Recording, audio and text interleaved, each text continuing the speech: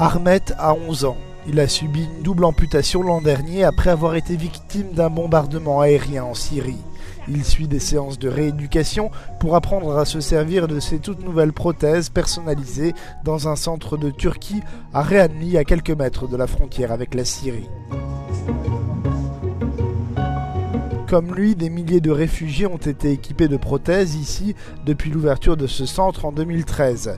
6500 prothèses de jambes et de bras ont été fabriquées. Le personnel est principalement syrien. Ce projet a en effet démarré à l'initiative de médecins de la diaspora syrienne.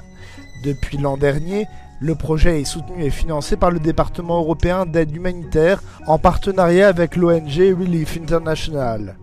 Une fois prises les mensurations, il faut compter une semaine pour produire les prothèses et tester l'emboîture temporaire, alors la rééducation peut commencer. Les réfugiés qui ont été amputés en dessous du genou doivent se rééduquer pendant 2 semaines maximum. Les cas plus complexes peuvent exiger jusqu'à plusieurs mois d'exercice. Le centre reçoit en moyenne 2 nouveaux patients chaque semaine et une centaine sont en liste d'attente. Ils patientent environ 2 mois avant que le processus ne commence. Aujourd'hui, 600 personnes sont sur liste d'attente et ne seront pas équipées d'une prothèse avant 6 mois. 120 patients sont aujourd'hui équipés chaque mois.